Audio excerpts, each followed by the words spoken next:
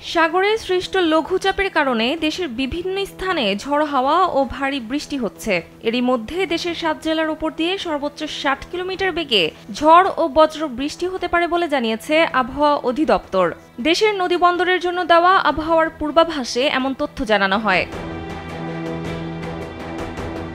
পূর্বাভাসে বলা হয়, খুলনা, বরিশাল, পটুয়াখালী, কুমিল্লা, নোয়াখালী, চট্টগ্রাম এবং কক্সবাজার অঞ্চলসমূহের উপর দিয়ে দক্ষিণ অথবা দক্ষিণ পূর্ব দিক থেকে ঘন্টায় ৪৫ থেকে ৬০ কিলোমিটার বেগে ঝড়ো হাওয়া সহ বৃষ্টি অথবা বজ্র বৃষ্টি হতে পারে। এ সময় এসব এলাকার নদীবন্দরগুলোকে ১ নম্বর সতর্ক সংকেত দেখাতে বলা হয়েছে।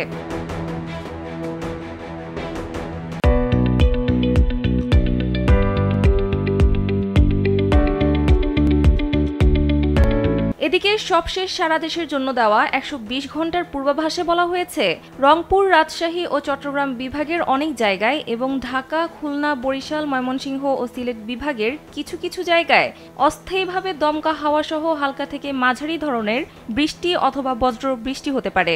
সেই সঙ্গে দেশের কোথাও কোথাও মাঝারি থেকে ভারী বর্ষণ হতে পারে। সারা দেশে দিন এবং রাতের তাপমাত্রা সামান্য বাড়তে পারে।